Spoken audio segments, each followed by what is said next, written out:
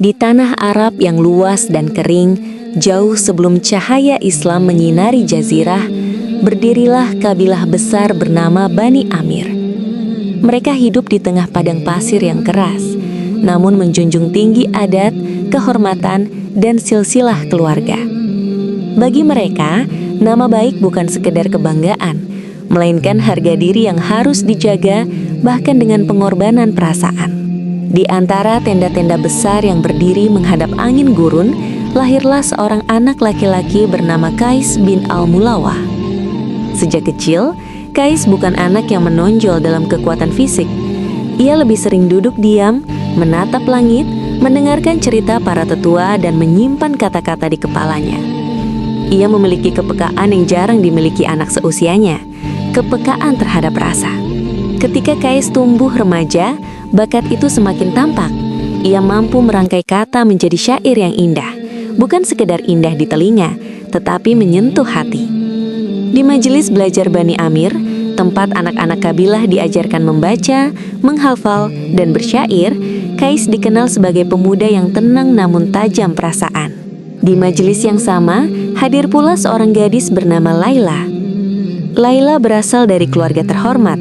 Ia dikenal lembut, santun, dan menjaga sikap. Kecantikannya bukan kecantikan yang mencolok, melainkan keindahan yang membuat orang ingin menunduk ketika memandangnya. Ia tidak banyak bicara, tetapi matanya menyimpan ketenangan yang dalam. Awalnya, Qais dan Laila hanyalah dua anak muda yang duduk dalam satu lingkaran. Tak ada niat, tak ada janji, tak ada kata cinta.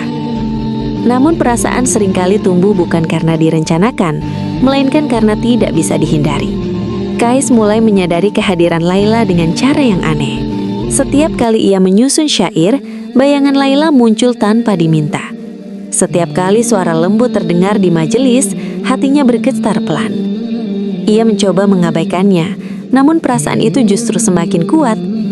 Laila pun merasakan hal yang sama, meski ia tak pernah berani mengakuinya.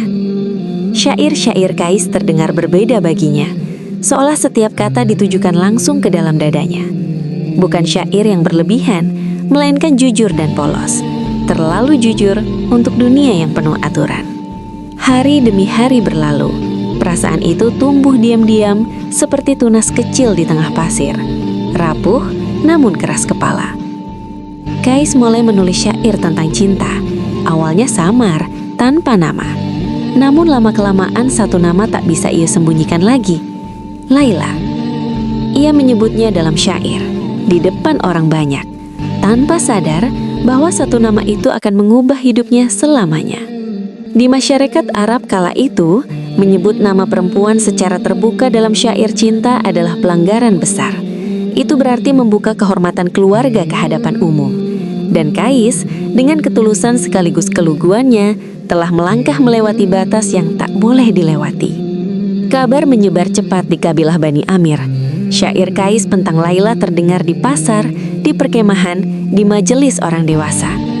Sebagian memuji keindahannya, namun sebagian besar menganggapnya aib. Ayah Laila mendengar kabar itu dengan wajah mengeras. Baginya, ini bukan soal cinta anak muda, ini soal kehormatan keluarga yang terancam. Sejak saat itu, Laila mulai diawasi, langkahnya dibatasi, geraknya dijaga. Ia tidak lagi bebas menghadiri majelis seperti sebelumnya. Sementara itu, Qais tak berhenti menulis, ia tidak mampu berhenti. Cinta yang telah disebut namanya tidak bisa ditarik kembali.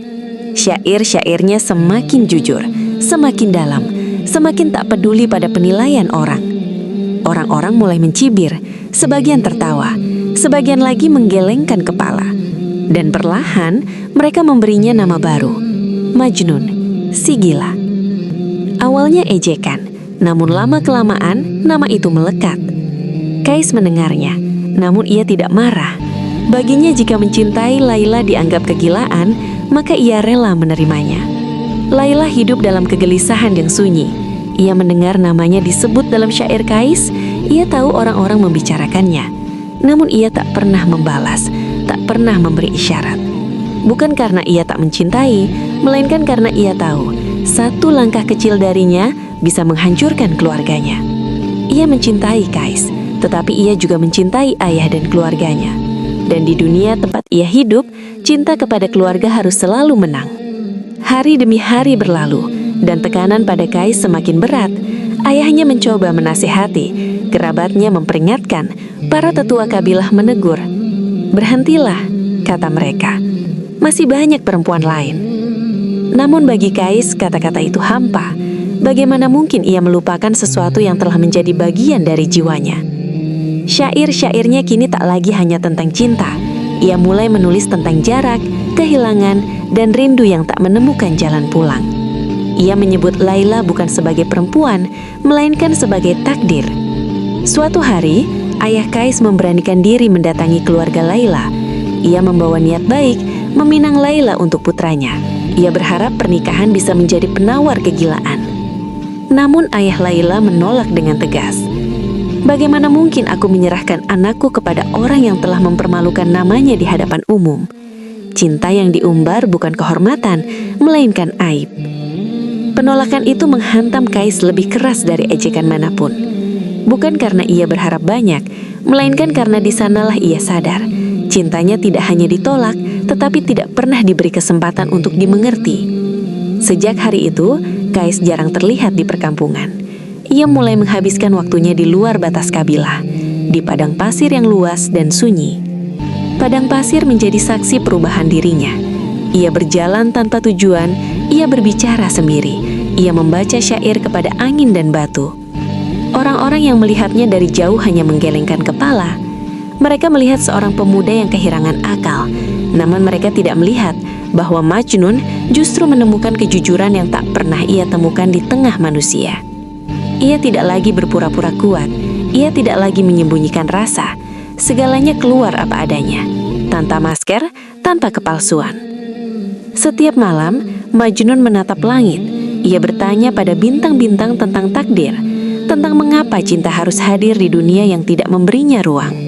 Sementara itu, Laila hidup dalam kurungan yang tak terlihat. Ia masih berada di perkemahan keluarganya, namun jiwanya selalu berada di padang pasir bersama Majnun. Ia mendengar kabar tentang perubahan Kais, tentang kegilaannya, tentang pengasingannya, dan setiap kabar itu membuat dadanya sesak. Namun ia tidak menangis di hadapan siapapun. Ia menyimpan semuanya dalam diam, karena ia tahu, bahkan air mata bisa dianggap pengkhianatan. Waktu terus berjalan, musim berganti, namun tidak ada yang berubah bagi dua jiwa itu. Majnun semakin jauh dari dunia. Laila semakin dekat dengan penderitaan yang tak bisa ia ucapkan. Dan di titik inilah, Kais benar-benar hilang sebagai pemuda biasa. Yang tersisa hanyalah Majnun, seorang pecinta yang menanggalkan dunia demi satu nama. Ia tidak lagi berharap memiliki Laila, ia hanya ingin setia pada perasaannya sampai akhir. Dan cinta mereka, yang bermula di majelis sederhana Bani Amir, telah berubah menjadi kisah yang tak lagi milik mereka berdua, melainkan milik waktu dan penderitaan. Waktu tidak berhenti hanya karena dua hati telah hancur. Setelah Kais sepenuhnya dikenal sebagai Majnun, kehidupan di kabilah Bani Amir tetap berjalan sebagaimana mestinya. Pasar kembali ramai, anak-anak kembali bermain di antara tenda, dan para tetua kembali duduk membicarakan urusan kabilah. Dunia tidak pernah menunggu mereka yang terluka. Namun bagi keluarga Laila, keberadaan Majnun menjadi luka terbuka yang tak boleh dibiarkan terlalu lama. Setiap syair yang beredar, setiap bisikan nama Laila yang masih terdengar, dianggap sebagai ancaman terhadap kehormatan keluarga. Ayah Laila tahu satu hal dengan pasti, kisah ini harus ditutup. Maka ia mengambil keputusan yang menurut adat adalah jalan paling benar, menikahkan Laila. Bukan kepada Kais, bukan pula kepada siapapun yang berhubungan dengan kisah lama itu, melainkan kepada seorang lelaki dari kabilah lain, terpandang, berharta, dan disegani. Lelaki yang kehadirannya diharapkan mampu menghapus jejak masa lalu. Ketika keputusan itu disampaikan kepada Laila, ia tidak menangis, ia tidak memberontak, ia hanya terdiam, lama sekali. Diam itu bukan tanda setuju, melainkan tanda kehabisan daya. Di dalam dadanya, sesuatu runtuh perlahan. Ia sadar, hidup yang sedang disiapkan untuknya bukanlah hidup yang ia pilih. Namun sebagai perempuan Bani Amir, ia telah diajarkan sejak kecil bahwa kehendaknya bukanlah yang utama. Malam-malam Laila berubah menjadi ruang sunyi yang menyakitkan. Ia duduk sendiri di balik tenda, mendengarkan angin gurun, membayangkan wajah Majnun yang semakin jauh dari dunia manusia. Ia tahu, di padang pasir sana ada seseorang yang masih menyebut namanya dalam kesendirian. Ia ingin berteriak, namun suaranya selalu ia telan kembali. Sementara itu, Majnun merasakan perubahan bahkan sebelum kabar itu sampai secara utuh. Ada kegelisahan yang tak bisa ia jelaskan, seolah pasir di bawah kakinya tak lagi memberi pijakan. Ketika akhirnya kabar tentang pernikahan Laila benar-benar sampai kepadanya, Majnun tidak langsung bereaksi. Ia hanya menatap jauh ke cakrawala, lalu tertawa pelan. Tawa yang lebih menyerupai suara patahnya sesuatu di dalam dada. Jadi begitulah, kisah ini akhirnya diberi penutup. Sejak hari itu, Majnun semakin menjauh dari manusia. Ia tidak lagi mendekati perkampungan. Ia memilih tinggal di tempat-tempat sunyi, berbagi ruang dengan hewan liar dan batu-batu bisu.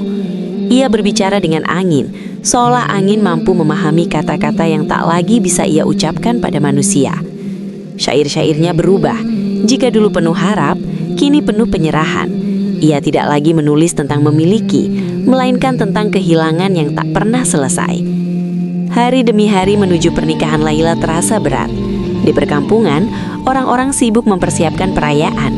Tenda dihias, makanan disiapkan, senyum dipaksakan. Semua tampak seperti kebahagiaan, kecuali bagi satu orang. Laila menjalani hari-harinya seperti bayangan. Ia makan tanpa rasa, berbicara seperlunya, dan senyum saat diminta. Tidak ada yang bertanya apakah ia bahagia, dan kalaupun ada, ia tahu jawabannya takkan mengubah apapun. Di malam terakhir sebelum pernikahan, Laila duduk sendirian.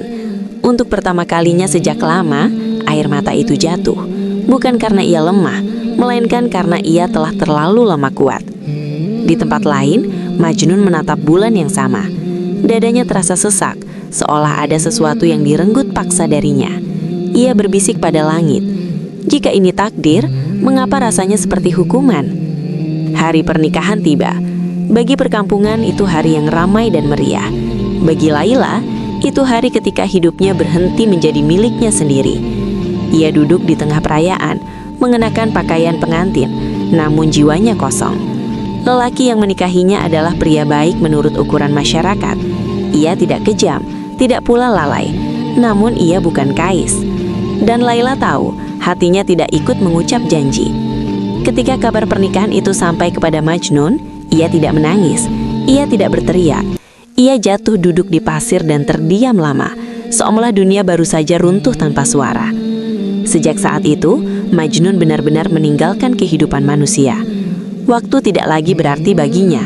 Siang dan malam menyatu, hari dan tahun berlalu tanpa ia sadari. Tubuhnya semakin kurus, rambut dan janggutnya dibiarkan panjang. Namun matanya justru semakin tajam, bukan karena kewarasan, melainkan karena kejujuran yang tak lagi disaring oleh dunia.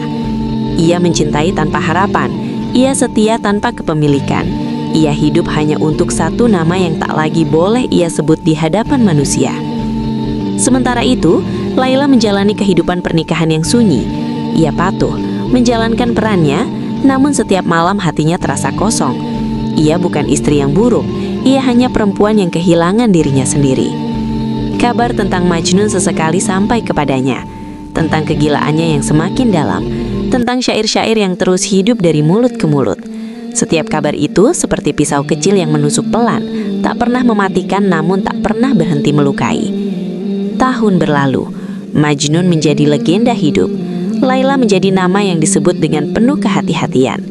Dua jiwa hidup di dunia yang sama, namun terpisah oleh takdir yang kejam. Laila terikat oleh pernikahan, Majnun terikat oleh cinta, dan di hadapan mereka, penderitaan belum selesai. Padang pasir itu masih membentang luas seperti sebelumnya. Tetapi bagi Kais yang kini hanya dikenal sebagai Majnun, luasnya tidak lagi berarti kebebasan. Sejak hari-hari terakhir ketika namanya tak lagi dipanggil manusia, hidupnya berjalan tanpa penanda waktu. Matahari terbit dan tenggelam tanpa ia hitung. Malam datang dan pergi tanpa ia sambut. Yang tersisa hanyalah langkah-langkahnya di atas pasir dan suara batinnya yang terus menyebut satu nama yang tidak pernah pergi dari dadanya, Laila. Sejak keputusan kabilah yang memisahkan mereka, Majnun telah sepenuhnya meninggalkan dunia yang pernah mengenalnya. Ia tidak lagi kembali ke perkampungan, tidak lagi duduk di majelis, tidak lagi menyebut dirinya sebagai bagian dari siapapun. Tubuhnya masih bergerak, tetapi jiwanya telah lama menetap di satu titik yang tak pernah berubah. Ia hidup di padang pasir bukan untuk bertahan, melainkan untuk menunggu sesuatu yang bahkan ia sendiri tidak tahu kapan akan datang. Ia hanya tahu bahwa selama ia bernafas, cinta itu tidak akan padam. Hari-hari Majnun dihabiskan dengan berjalan tanpa tujuan. Kadang ia berhenti di atas bukit pasir dan memandang cakrawala, seolah berharap melihat bayangan yang ia kenal. Kadang ia duduk berjam-jam, menatap jejak kakinya sendiri sebelum tertutup angin. Ia berbicara pada pasir seolah pasir itu mengerti. Ia menyebut nama Laila berulang-ulang, bukan sebagai panggilan, melainkan sebagai penopang agar jiwanya tidak runtuh sepenuhnya. Orang-orang yang melihatnya dari kejauhan menyebutnya gila, tetapi mereka tidak tahu bahwa kegilaan itu adalah satu-satunya cara baginya untuk tetap hidup. Sementara itu, Laila menjalani hari-harinya di dalam batas yang ditentukan adat. Sejak ia dipisahkan dari Kais dan dinikahkan demi kehormatan kabilah, hidupnya bergerak dalam diam. Ia tidak memberontak, tidak berteriak, tidak melawan. Ia menjalani semua yang diwajibkan kepadanya, tetapi hatinya tidak pernah ikut serta. Di hadapan orang-orang ia tampak tenang dan patuh. Namun di dalam dirinya ada pertempuran yang tidak pernah berhenti antara apa yang seharusnya ia jalani dan apa yang sesungguhnya ia rasakan. Setiap malam ketika kesunyian turun dan dunia seakan melupakan keberadaannya, Laila membiarkan pikirannya kembali ke masa lalu. Ia mengingat suara Kais yang menyebut namanya dengan hati-hati, seolah takut dunia akan mendengarnya. Ia mengingat hari-hari di majelis belajar ketika mereka duduk berdekatan tanpa berani saling menatap terlalu lama. Kenangan-kenangan itu tidak pernah pudar, justru semakin tajam seiring waktu, seolah ingin mengingatkannya bahwa ada bagian dari hidupnya yang telah direnggut sebelum sempat ia genggam. Waktu berjalan, dan tubuh Laila mulai menunjukkan tanda-tanda kelelahan yang tidak bisa dijelaskan oleh tabib manapun.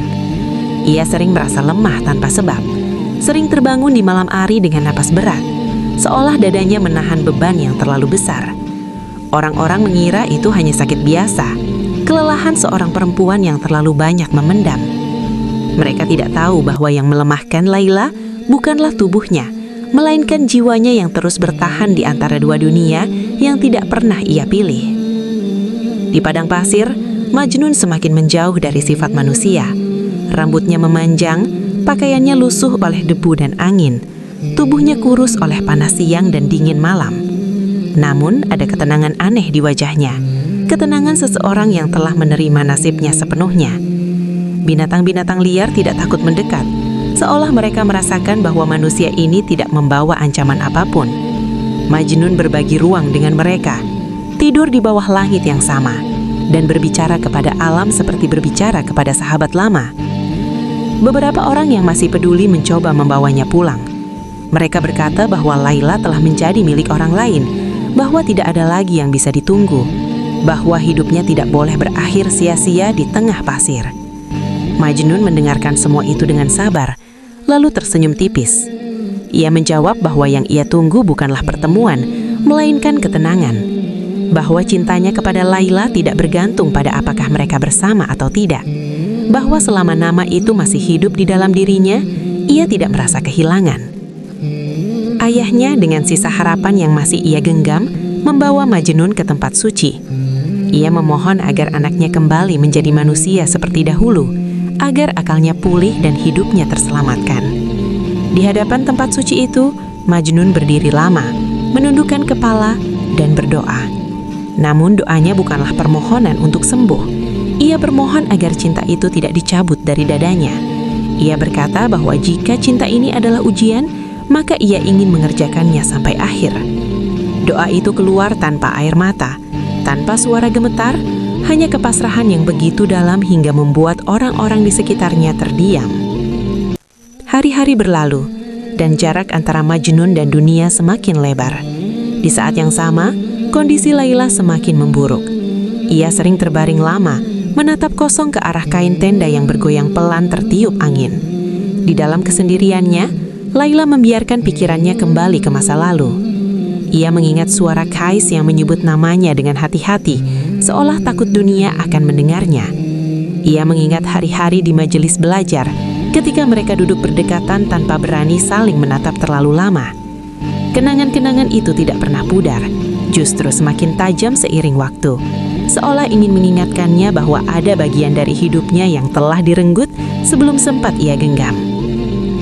Takdir yang tidak pernah benar-benar berpihak pada siapapun memberi mereka satu kesempatan terakhir untuk saling melihat, meski tidak untuk bersatu.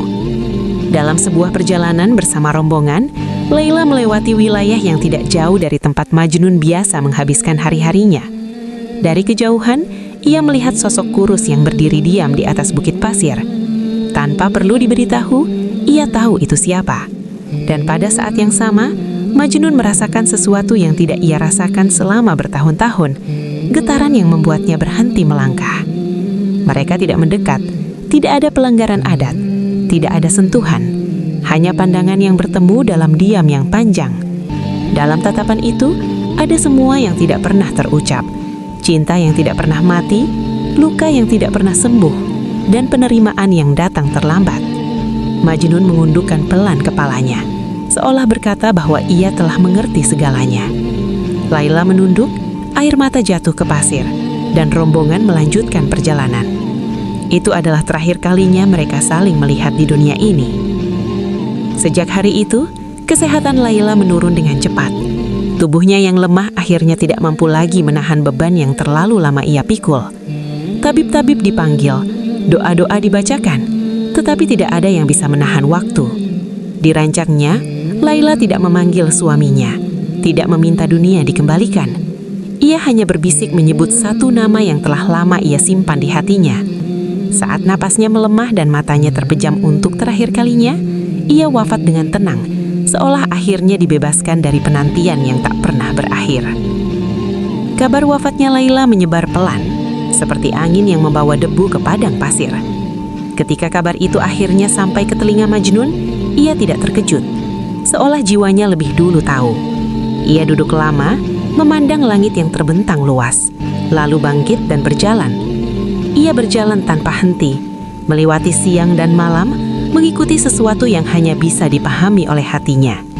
Perjalanan itu memakan berhari-hari. Tubuh Majnun semakin lemah, tetapi langkahnya tidak berhenti.